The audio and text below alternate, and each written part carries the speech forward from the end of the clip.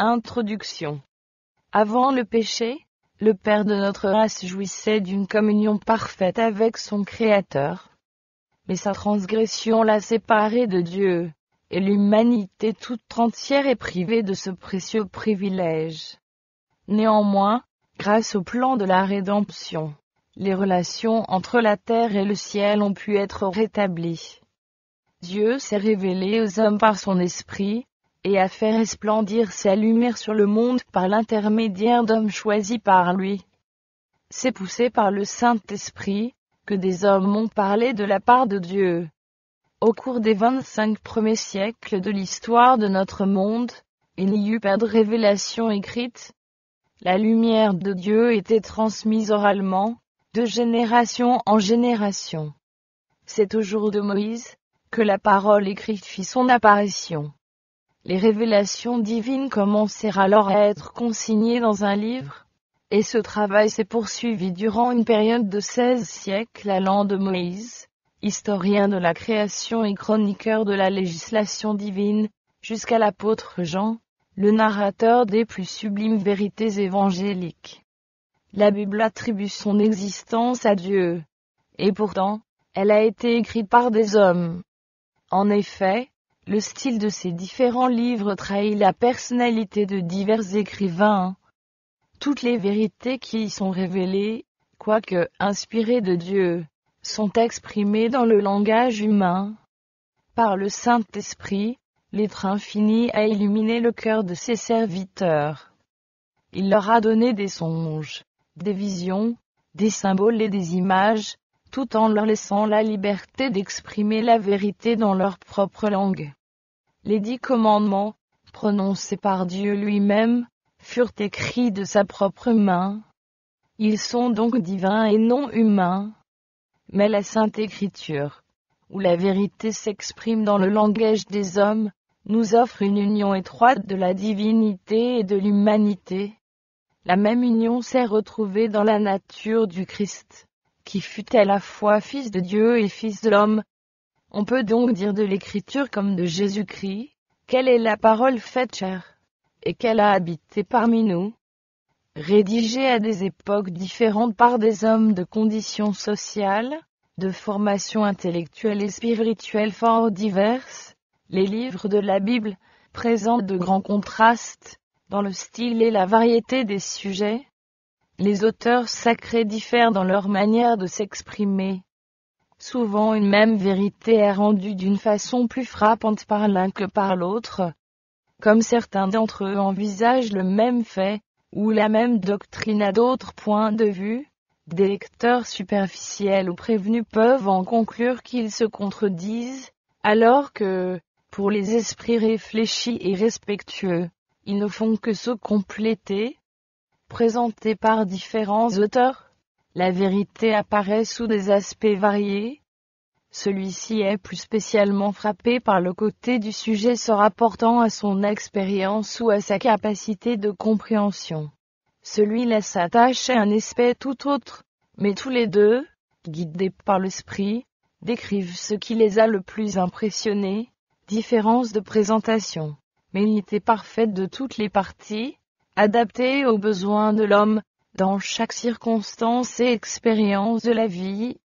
Dieu, ayant jugé bon de communiquer sa vérité au monde par l'intermédiaire des hommes, a revêtu de son esprit ce qu'il a choisi à cet effet.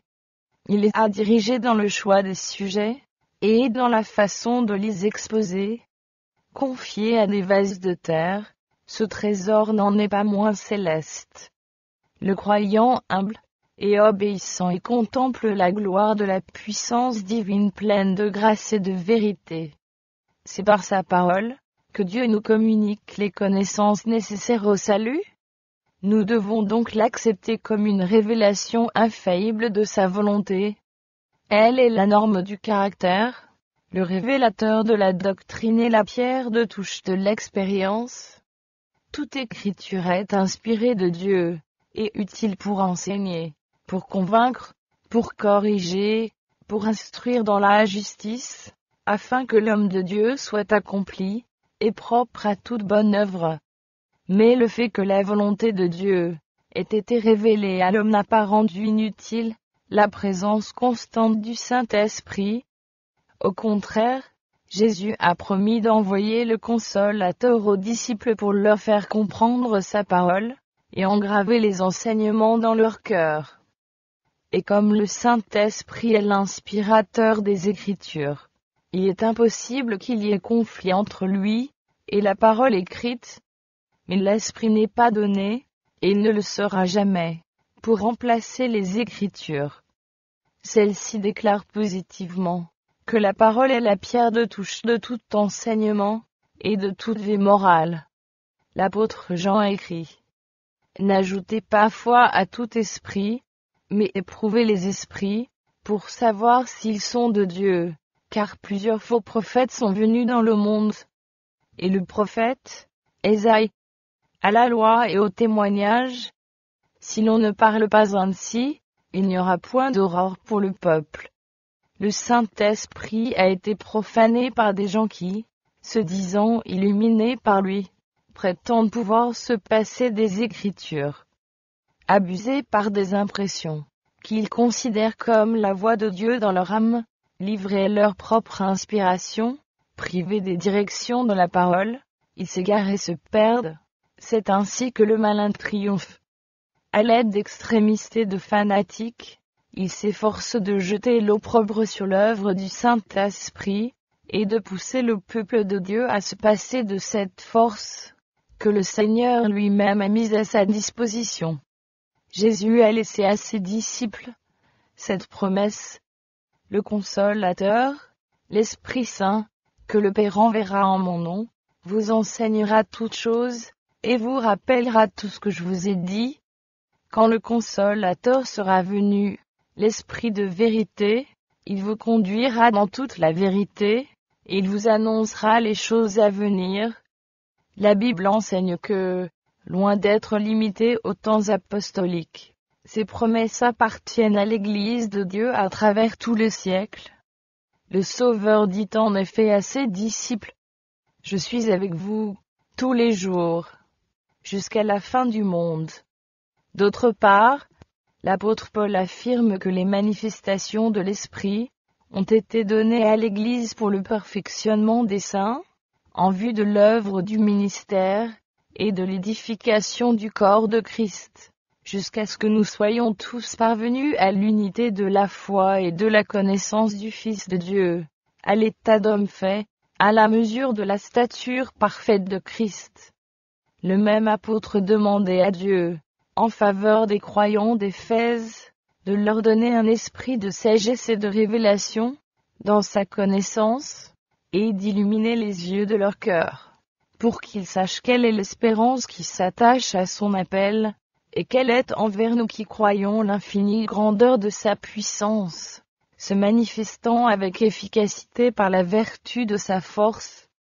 Le ministère de l'Esprit illuminant l'intelligence, et ouvrant le cœur aux vérités de la parole de Jésus, était la bénédiction que Paul réclamait pour l'Église d'Éphèse.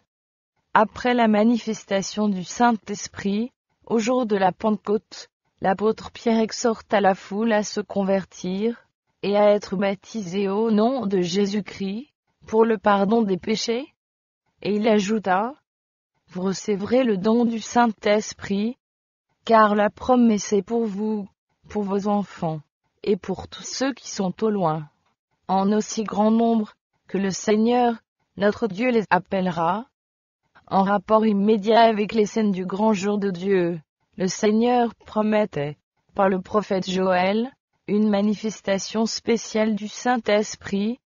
Cette prophétie, partiellement accomplie le jour de la Pentecôte, ne le sera pleinement qu'au moment où la grâce divine mettra fin au mandat évangélique. L'intensité du grand conflit entre le bien et le mal augmentera jusqu'à la fin. De tout temps, la colère de Satan s'est déchaînée contre l'Église du Christ.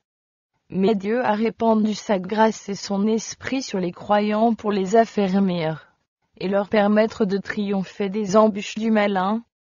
À mesure que l'Église approche de sa délivrance, Satan travaille avec plus de puissance. Car le diable est descendu vers vous, animé d'une grande colère, sachant qu'il a peu de temps. Il opérera avec toutes sortes de miracles, de signes et de prodiges mensongers. Depuis 6000 ans, cet être prodigieusement intelligent, autrefois le plus éminent des anges, s'est consacré tout entier à une œuvre de séduction et de ruine. Toutes les ressources de son habileté manifeste, toute sa subtilité, il les mettra en œuvre dans son dernier assaut contre le peuple de Dieu. C'est en ces temps de péril que les disciples du Christ devront avertir le monde de son prochain retour, et qu'un peuple devra se préparer à être trouvé sans tache et irrépréhensible. Aussi la grâce et la puissance de Dieu ne seront-elles pas moins nécessaires à l'Église au temps de la fin qu'aux jours apostoliques? Grâce à l'illumination du Saint-Esprit, les scènes du conflit séculaire entre le bien et le mal m'ont été présentées. À diverses reprises, il m'a été donné de contempler les péripéties de la joute formidable entre Jésus-Christ, le Prince de la vie, l'auteur de notre salut, et Satan, le prince du mal, l'auteur du péché, le premier transgresseur de la loi divine. L'inimitié qu'il nourrit contre le Fils de Dieu, il la manifeste contre ses disciples. À travers toute l'histoire de l'humanité, nous trouvons chez lui la même haine des principes de la loi de Dieu, la même politique mensongère par laquelle l'erreur se présente sous les couleurs de la vérité, les lois humaines sous le manteau de la loi de Dieu, et le culte de la créature sous celui du Créateur. De siècle en siècle, Satan s'efforce de dénaturer le caractère de Dieu, afin de le faire redouter et haïr, plutôt qu'aimer, de discréditer la loi divine, et d'annuler son autorité sur les cœurs. Et, enfin, de persécuter ceux qui osent résister à ses impostures. Ces agissements sont visibles dans l'histoire des patriarches, des prophètes, des apôtres, des martyrs et des réformateurs. Cet ennemi redoutable continuera à employer la même tactique au cours du conflit final. Il manifestera le même esprit, et visera le même but que dans tous les siècles précédents, à cette différence près que la lutte prochaine acquerra une intensité qu'elle n'a jamais eue auparavant, et que les pièges de Satan seront plus subtils, et ses assauts plus furieux. Cela dans l'intention de séduire les élus, s'il était possible. L'Esprit de Dieu, qui m'a révélé les grandes vérités de sa parole, et les scènes du passé et de l'avenir, m'a ordonné de les faire connaître à d'autres en leur racontant l'histoire de la grande tragédie des siècles, de façon à montrer l'importance de la mêlée qui s'approche à grands pas. Dans cette intention, je me suis efforcé de choisir et de grouper les épisodes de l'histoire de l'Église, les plus propres à mettre en relief les grandes vérités qui ont été données au monde à différentes époques. J'ai montré comment ces vérités ont déchaîné la colère de l'adversaire et l'inimitié d'une Église mondanisée, mais aussi comment elles ont été conservées par le témoignage de ceux qui n'ont pas aimé leur vie, jusqu'à craindre la mort. Ces récits sont comme un présage de la lutte qui est devant nous. En les considérant à la lumière de la parole de Dieu, et par l'illumination du Saint-Esprit, on voit tomber le voile qui cache les pièges de l'ennemi, et l'on discerne les dangers qu'il faudra éviter, pour être trouvé sans tache à la venue du Seigneur. Les grands événements qui ont marqué les progrès de la Réforme pendant les siècles passés relèvent de l'histoire. Ils sont si universellement connus et admis, que nul ne peut contester leur authenticité.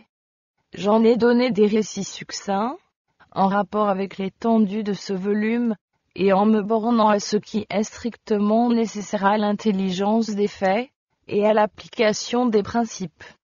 Là, où les scènes à retracer se sont trouvées résumées par quelques historiens de telle façon, qu'elles cadraient avec le plan de cet ouvrage, j'ai cité ses propres paroles et indiqué la source. Et je ne m'y suis pas astreinte d'une façon absolue, mes citations n'étant pas données comme des preuves, mais simplement en vertu de leur qualité descriptive. un usage analogue a été fait des écrits se rapportant à l'œuvre de la Réforme à notre époque.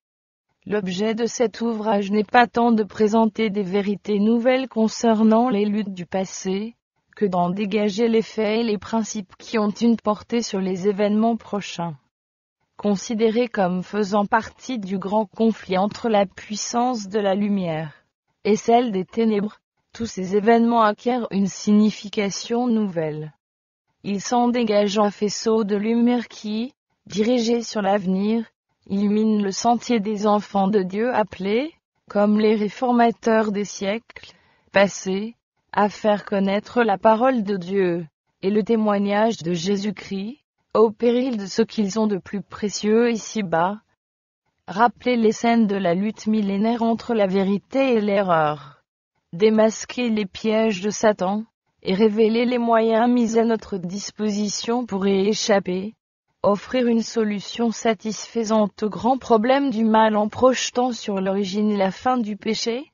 Une lumière qui fasse éclater la justice et l'amour de Dieu, dans toutes ses voies à l'égard de ses créatures. Enfin, mettre en évidence la sainteté et l'immutabilité de la loi divine, tel est l'objet de ce livre. La prière fervente de l'auteur est que, par ce moyen, bien des lecteurs soient délivrés de la puissance des ténèbres et rendus participants de l'héritage des saints dans la lumière. À la louange de celui qui nous a aimés, et s'est donné lui-même